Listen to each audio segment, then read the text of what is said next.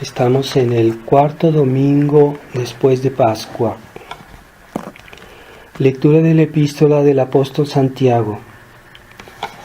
Carísimos, toda dádiva preciosa y todo don perfecto de arriba viene, del Padre de las luces, en quien no cabe mudanza ni sombra de variación, porque de su voluntad nos ha engendrado con la palabra de la verdad, a fin de que seamos como las primicias de su creación.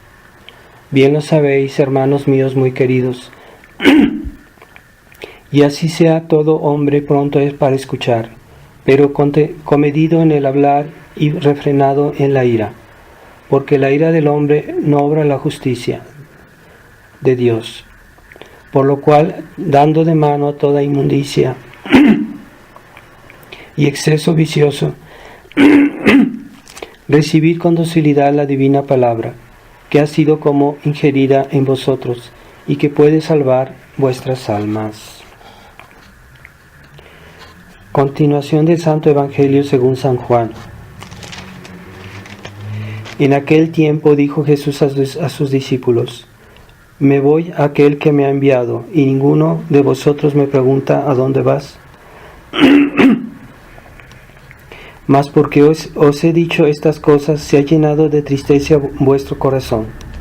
Pero os digo la verdad, os conviene que yo me vaya, porque si no me voy, no vendrá a vosotros el Consolador. Pero si me voy, os lo enviaré. Y cuando venga Él, convencerá al mundo en el orden al pecado, en el orden a la justicia y en el orden al juicio. En orden al pecado, por cuanto no han creído en mí. Respecto a la justicia, porque me voy al Padre y ya no me veréis. Y tocante al juicio, porque ya ha sido juzgado el príncipe de este mundo. Aún tengo otras muchas cosas que deciros, mas por ahora no podéis comprenderme.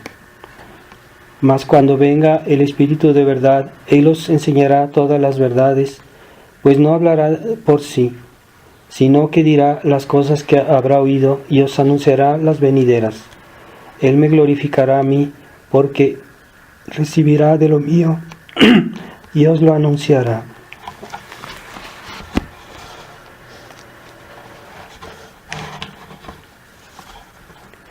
En el nombre del Padre, del Hijo y del Espíritu Santo. Amén. Ave María Purísima, sin pecado concebida.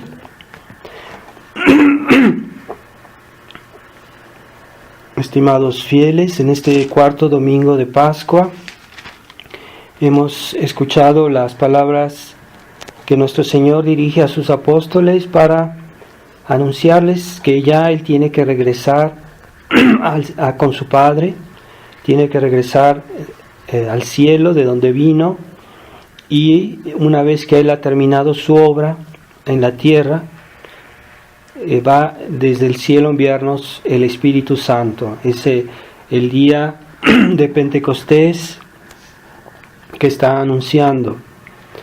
Y esta obra del Espíritu Santo en la Iglesia es lo que ha hecho que la Iglesia haya perseverado sin la presencia de nuestro Señor aquí en la tierra. La Iglesia haya perseverado durante 2000 años. Y el Espíritu Santo actúa en la Iglesia no de esa manera carismática que hoy está de moda, que hoy se practica en la Iglesia conciliar. No es esa presencia del Espíritu Santo, que es una falsificación de la acción del Espíritu Santo, ese carismatismo y pentecostalismo, etc. Es una falsificación de la acción del Espíritu Santo. La acción del Espíritu Santo es sobre todo por la Iglesia, y es por eso que fueron los apóstoles, la Virgen María y los apóstoles que recibieron el Espíritu Santo. No fue el pueblo, no fue los fieles, fueron los que eran los pastores. Y son los pastores que transmiten el Espíritu Santo a los fieles, particularmente por los sacramentos, pero también por la dirección habitual que los pastores normalmente tienen para dirigir a los fieles, no solo para enseñarles, sino también para dirigirlos en las cosas concretas, las cosas prácticas. Y eso es la autoridad que nuestro Señor fundó.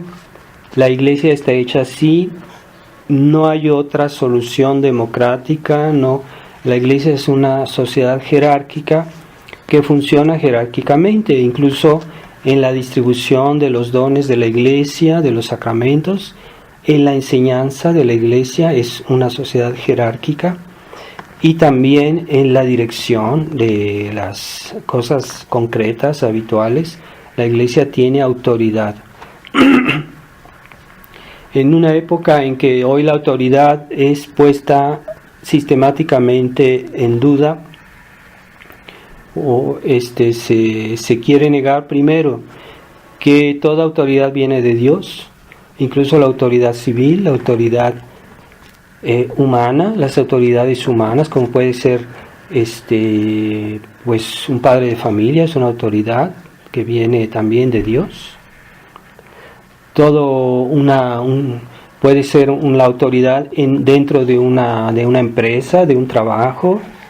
Los patrones en sus trabajos, en sus empleos, tienen autoridad y se les debe respeto, porque esa autoridad viene de Dios.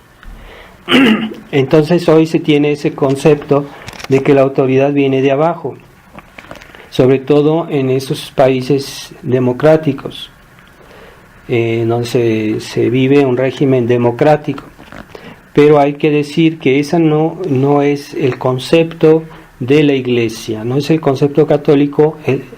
La Iglesia admite que la democracia puede ser un sistema de gobierno, claro, pero lo que no admite es que la autoridad viene del pueblo. El pueblo en un sistema democrático puede elegir, ¿verdad? Elegir, pero una vez que la persona designada es autoridad, entonces ya su autoridad viene de Dios en ese momento. Entonces lo que hace el pueblo es la designación de una autoridad, de un elegido, por ejemplo. Ahora el sistema democrático como hoy se lo concibe no es el sistema democrático tal como lo hicieron los griegos o como existía otros. Es un sistema democrático moderno, no es el sistema porque hay varias maneras de practicar la democracia. Se puede decir que si los sistemas democráticos modernos están falseados, están manipulados por toda una serie de aspectos que hacen que finalmente no es el pueblo que gobierna, no es el pueblo que elige realmente a sus gobernantes, porque las elecciones están muy manipuladas, y la información que el pueblo recibe también está muy manipulada. Así que hay mucha desinformación, mucha mala información, y también el exceso de información, que es una forma de desinformación. Cuando hay demasiada información, la gente no puede digerir, no puede comprender tantas cosas. Necesita pues un mínimo de criterios, que no los tiene, un mínimo de información buena, recta, que se las podía dar la iglesia de siempre, pero hoy es la iglesia modernista la que reina, la que hace todo. Entonces ya la gente está muy desorientada y no es capaz de elegir correctamente. No tiene ni la información ni los criterios, e incluso la gracia de Dios está hoy tan ausente de la sociedad que los cristianos pues no saben ni lo que hacen ni lo que deben hacer. El hecho de que Dios haya hecho a la autoridad es un hecho, pero el hecho de que hoy actualmente, históricamente, es un hecho que la autoridad está en crisis, no solo en los gobiernos temporales, la autoridad civil, sino también la autoridad de la iglesia dentro de la iglesia oficial. Entonces, es una crisis de los miembros, no es una crisis de la iglesia como tal, pero esta crisis es algo real, y nosotros, por ver que hay tantos abusos, tantos excesos a todo nivel en las autoridades, que el demonio ha logrado manipular a todas las autoridades. Hoy se puede decir que el demonio reina en este mundo, y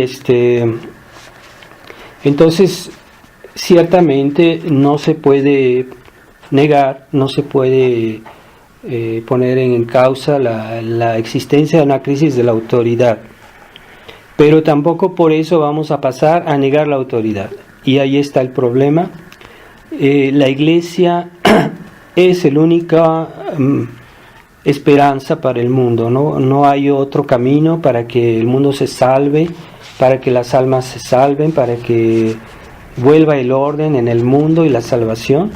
No hay otro camino, es la iglesia católica, no la iglesia modernista conciliar, no es la misma iglesia.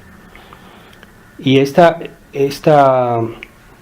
debemos tener conciencia de que se necesita una autoridad, una autoridad que sea católica, que sea tradicional. Esa es la autoridad que necesitamos. Y debido a esta crisis de autoridad, pues ya muchos feligreses quieren, ciertamente tienen razón en ver que, al ver lo que están haciendo esas malas autoridades de hoy, tienen razón en eso, ¿verdad? De que hay una crisis de autoridad, pero entonces esos fieles tratan de rescatar las verdades de la tradición, que se encuentran muchas veces en buenos libros, que fueron publicados antes de la crisis de la iglesia. Pero el problema es que los fieles no tienen la gracia de enseñar, no tienen esa gracia de estado que es típica del sacerdote y de los hombres de iglesia. Esa autoridad, esa gracia, es un don de Dios, es un don que Dios quiso darle a las autoridades, pero no es un don que obliga, que quita la libertad. Quiere decir que puede ser que haya autoridades, que haya sacerdotes que son infieles a esta gracia y que no la contradicen, van contra esa misma gracia que ellos tienen. Y Dios no los obliga a ser fieles a su gracia. Pero es cierto también que esa gracia existe y que es necesaria a la iglesia. Así que un día, de alguna manera, Dios, cuando decida poner orden en su iglesia, pues habrá sacerdotes y ministros de la iglesia que sean fieles a esa gracia. Es lo que esperamos, es lo que deseamos, es lo que pedimos, de que un día haya ministros fieles a su don, a ese don que Dios les dio de la gracia sacerdotal o episcopal, y que enseñen la verdad conformemente a ese don, a esa gracia que Dios les ha dado para enseñar la verdad. Pero los fieles no tienen esa gracia, y por eso, desgraciadamente, y también a veces es algo bueno, porque hay mucha gente que hoy en internet, hoy es tan fácil, cualquier persona puede abrir su sitio, su blog, y decir, pues publicar cosas positivas, informaciones buenas que vienen pues del tiempo anteconciliar, antes del concilio, y eso está bien. Pero cuando ya muchos feligreses se ponen a hacer teología, a creer que ellos pueden explicar todo y que incluso pueden enseñar a los sacerdotes, pueden contradecir a los sacerdotes. Yo no hablo de los sacerdotes modernistas, esos que evidentemente están fuera de la doctrina de la iglesia, sino aquellos que aunque sean pocos, pero sí los hay, que tratan de ser fieles a la fe y que de alguna manera no solo saben más porque tienen estudios, son personas calificadas. Es como una persona que compra un libro, un diccionario de medicina y se pone a recetar, porque en el diccionario de medicina dice que tal medicamento es para esto y tal medicamento es para aquello. Entonces esta persona se pone a recetar porque encontró un diccionario de medicina. Entonces es un error, porque esa persona no basta leer lo que dice el diccionario, hay todo un conjunto de cosas que hay que tomar en cuenta. El médico tiene los estudios para eso, y por eso cuando un médico da una receta, tiene en consideración más cosas de las que están solo en el diccionario. Y por eso es muy peligroso que una persona se ponga a hacer como si es doctor cuando no lo es. Eso puede incluso llevar a cosas desastrosas. Entonces, igualmente, ¿verdad? El sacerdote, normalmente en ICON hicimos nosotros 6 años de seminario, tenemos estudios, tuvimos buenos profesores de teología, de filosofía, además el sacerdocio, que es una gracia de Estado. El sacerdocio es un sacramento por el cual se recibe ese don de santificar, de dirigir a los fieles y de enseñarles. Entonces esa gracia no la tienen los fieles, que en estos sitios de internet se ponen casi a pontificar sobre verdades que no entienden bien y que no tienen estudios de teología, así que dan a veces juicios muy, muy absolutos y se sienten tan seguros porque ya han leído algunos libros que ya pueden enseñar incluso a los sacerdotes, les pueden dar lecciones, los pueden regañar, los pueden casi hasta dirigir. Yo tuve casos de feligreses alguno que me dijo: sí, padre, usted diga la misa y nosotros hacemos el resto. O sea, esa pretensión, esa soberbia de querer dirigir, meterse en la vida de la iglesia, la vida sacerdotal, la jerarquía de la iglesia. Eso es soberbia. Y incluso acusan al sacerdote de ser clericalista porque no se somete a estas cosas que están muy fuera de lugar. Esa mentalidad en el fondo es un espíritu laicista, es un espíritu liberal que quieren negar, es una negación implícita de la misión que tiene la iglesia de enseñar y dirigir. Es un verdadero poder que tiene la iglesia. Entonces esa mentalidad pues debemos curarnos de ella, de tener cuidado y permanecer en la humildad. Ciertamente hay muchos casos de sacerdotes y hombres de iglesia que son infieles a su gracia, pero no necesitan los fieles estar juzgando todo lo que hace un sacerdote. Más bien, a momento dado, como decíamos el señor Lefebvre, es como cuando una luz roja se prende y sentimos que alguien está mal, y que realmente en el conjunto hay un problema grave. Entonces uno dice, bueno, pues con este sacerdote yo no puedo estar, y entonces uno se separa, uno se aleja si es un sacerdote que está desorientado, que está haciendo daño. Claro que sí, pero no es necesario estar juzgando todo lo que dice y todo lo que ponerlo en tela de juicio, todo lo que él dice, porque esa actitud no es cristiana. Pero sí, no es necesario preocuparse tanto, porque a momento dado, si hay una cuestión realmente grave, Dios lo muestra incluso a los fieles, ¿verdad?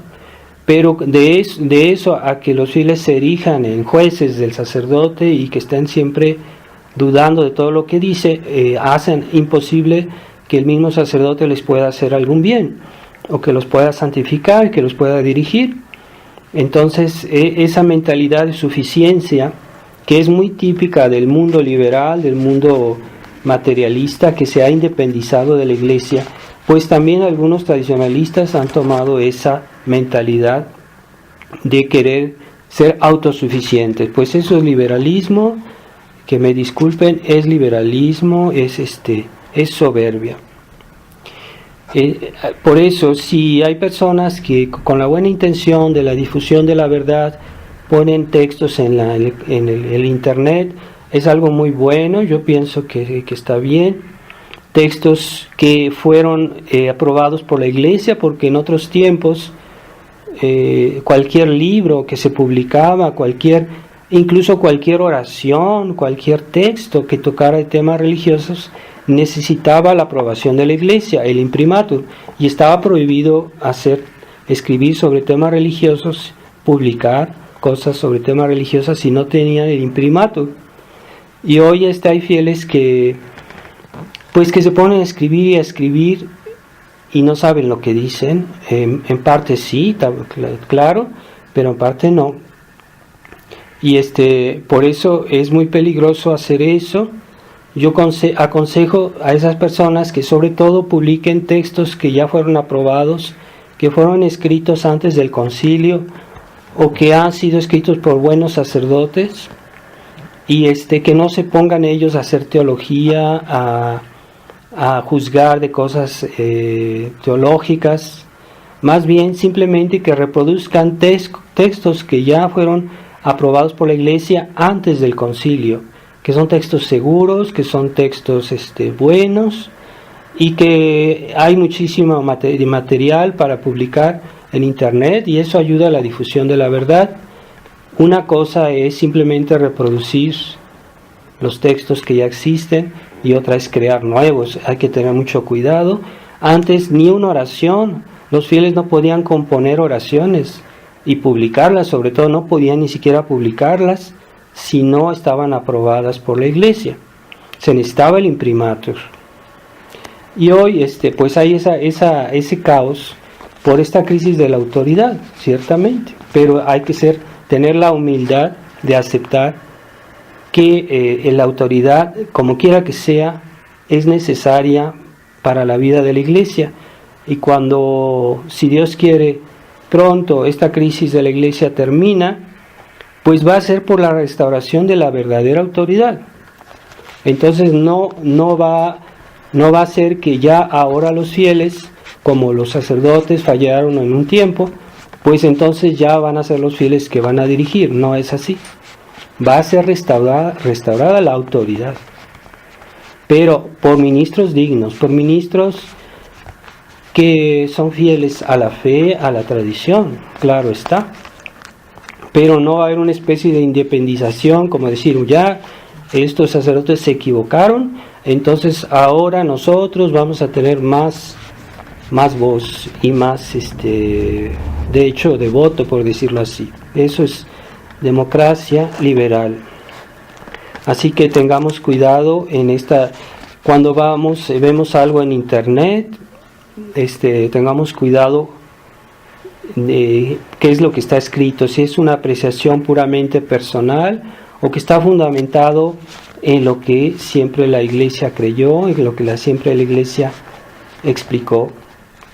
Y hoy la Iglesia, no es la Iglesia, es los hombres de Iglesia que están en crisis, al punto que eso es un misterio, porque cómo es que Dios ha permitido que caigan las cosas a ese estado, al punto que incluso se canonizan personas que no son dignas de ser canonizadas, que son personas que en otros tiempos se las consideraría personas condenables o pecadores públicos, e incluso se aduce que para su canonización se han dado las pruebas que ha habido milagros, ¿verdad?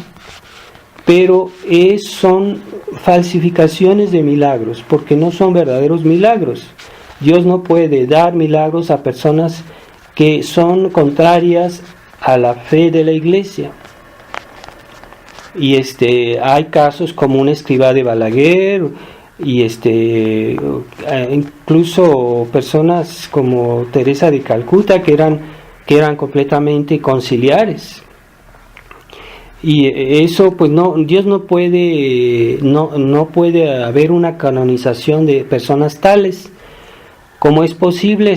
Pues se responderá que la Iglesia compromete la infalibilidad en las canonizaciones, sí es cierto, pero para que esa infalibilidad esté comprometida, se deben respetar todo el proceso necesario, las condiciones para que la Iglesia comprometa su infalibilidad, y hoy se puede decir que esas condiciones para que el Papa utilice su infalibilidad están comprometidas, y que no es seguro, digamos, incluso es seguro que realmente no hay un acto de infalibilidad en el Papa, porque ya no se cree en la verdad definitiva, y es una condición para hacer una definición del Papa, que tenga la intención de definir, de hacer algo definitivo. Pero como hoy la verdad cambia, como hoy todo cambia, ellos ya no tienen la intención de referirse a algo definitivo, porque no tienen ese deseo de ser definitivos, y la verdad es así, es definitiva. Entonces, Monseñor Lefebvre decía que algún día habrá que revisar todas estas canonizaciones que se han hecho, porque no son seguras. Puede ser que algunas personas realmente eran dignas de ser canonizadas, pero no quiere decir que estén realmente canonizadas. Así que Monseñor Lefebvre decía: yo no reconozco a ninguno de los santos que han sido canonizados por esta Iglesia conciliar, hasta que no venga la restauración de la Iglesia tradicional y se revisen todas esas canonizaciones, hasta que la Iglesia no sancione esto. Entonces no podemos, en nuestras iglesias, en nuestras capillas de la tradición, no se celebran las fiestas de los santos del Concilio Vaticano II. No decimos la misa de un escribá de Balaguer, no decimos la misa de una Teresa de Calcuta o de cosas así, de Juan Pablo II. No decimos la misa, no reconocemos esas canonizaciones hasta que la Iglesia un día no verifique todo eso para ver qué hay de verdad y qué hay de falso. Pero no, como hay muchas irregularidades en lo que hoy se hace, parece ser que Juan Pablo II hizo más canonizaciones que todos los papas en toda la historia, parece ser, aunque no lo fuera, pero pues es una cosa exagerada lo que ha hecho, de canonizaciones en las cuales, por ejemplo, hubo una me parece que fue la de, no sé si fue la de Escrivá de Balaguer, en que los médicos decían que en realidad no había habido milagro, que es una condición para hacer una canonización, y que de tal persona realmente no había hecho ese milagro, no había sido curada milagrosamente, y a pesar de que los médicos se oponían, pues lo canonizaron y reconocieron como si fuera un hecho milagroso. Entonces están forzando las cosas, hay falsificaciones de milagros, y por eso nosotros tampoco creemos, nos plegamos así de fácilmente a esos milagros que se dice que han pasado en misas, de la nueva misa, de milagros eucarísticos, porque no estamos seguros del contexto, no sabemos si esa información es segura, no se puede verificar fácilmente, pero sabemos que en la Iglesia conciliar hay falsificaciones, hay muchas cosas anormales. Esas personas ya no tienen principios, ya no tienen criterios, si quieren justificar lo que ellos han hecho. Esta nueva misa es una misa modernista. Entonces, ¿cómo Dios va a aprobar eso? ¿Cómo Dios va a justificar esas cosas? Sobre todo que ya no se detienen en hacer falsificaciones, y eso se constata a nivel de las canonizaciones. Así que nosotros no debemos creer así de fácil que nos digan: pues en tal iglesia modernista hubo un milagro eucarístico, que hubo sangre, que hubo cosas así. No hay que creer así de fácil, porque no tenemos medios para verificar si todo eso es verdad o es una manipulación. Y como esas manipulaciones suceden mucho en la iglesia conciliar, así que cómo nosotros debemos, por principio, no andar haciendo publicidad de esas cosas, porque no es seguro, por principio no es seguro. Y además, así como en las canonizaciones se ha canonizado personas que realmente no eran santos, pues lo sabemos muy bien por su vida, porque nuestra fe no lo dice, no pues posible. Cuando la iglesia canoniza a alguien, canoniza a una persona para darla como modelo de virtudes y de heroicidad de la práctica de la fe, de las virtudes. Esa heroicidad de la fe es muy exigente. La iglesia no canonizaba así nomás. En otros tiempos se esperaba hasta siglos para canonizar a una persona. Hoy el proceso de canonización pues dura muy poco tiempo. Es una cosa absurda, ridícula. Entonces nosotros no debemos estar creyendo a todo lo que se dice por aquí por allá, que se apareció la Virgen por aquí, se apareció la Virgen por allá, cuando hoy antes era la iglesia que nos decía, bueno, esta aparición es digna de fe, esta aparición es digna de confianza, porque pues la iglesia tenía personas muy capaces que examinaban esas apariciones y todo lo que estaba alrededor, y decían, bueno, esta aparición es digna de fe. Pero hoy no tenemos los medios para los obispos modernistas ya no tienen los criterios de la fe como nosotros los entendemos. Están desorientados ellos mismos. No podemos confiar así de fácil en cualquier cosa que sale de la iglesia conciliar. Ese es el castigo que Dios ha enviado al mundo en razón de sus pecados, que la iglesia esté trastornada a ese punto. Es un castigo de Dios, pero nosotros no estamos del todo desamparados. Debemos referirnos a lo que la iglesia siempre enseñó, a lo que la iglesia siempre creyó, y acercarnos con mucha humildad a los sacerdotes que todavía conservan la fe. Si realmente hay un sacerdote que se vuelve sedevacantista, que hace cosas fuera de lugar, pues tengamos cuidado, hay que alejarse de ellos. Como nos lo enseñaba Monseñor Lefebvre. Monseñor Lefebvre decía que hay que alejarse de esos sacerdotes. Pero realmente sí hay dudas sobre que el Papa, sobre la elección del Papa, sobre todo la elección del Papa Francisco. Hay dudas muy serias sobre su validez como Papa, hay dudas bastante fuertes. Pero nosotros cuando Dios nos juzgue el día de nuestra muerte, nos va a preguntar cómo nos portamos, si vivimos nuestra fe, si fuimos fieles a la tradición. No nos va a preguntar si el Papa era Papa o no era Papa, no nos va a preguntar eso. Pero sí, ese tema sí nos debe interesar, pero una cosa es que uno tome en consideración este problema, y otro que zanje la cuestión, porque teorías sedevacantistas, cada sedevacantista tiene su teoría personal, cada uno tiene no hay unidad en el sedevacantismo, todos entre ellos están peleados, están enojados, no hay unidad. Así que esto es un caos tremendo que vive la iglesia, pero debemos tratar nosotros mismos de ser fieles sobre todo a la fe de la iglesia tal cual era antes de que comenzara esta crisis tremenda. Debemos referirnos a los textos, a los textos de los papas anteriores al concilio, y estamos tranquilos, estamos seguros de que estamos en el buen camino. También referirnos a los textos de los santos, no los santos conciliares, los santos que fueron canonizados antes del concilio, y no nos mezclemos con aparicionismo barato, que es una cosa excesiva. ¿A qué punto hay tantas apariciones hoy y que no están autorizadas por la iglesia? Y si están autorizadas por la iglesia conciliar, pues no son seguras ni siquiera esas.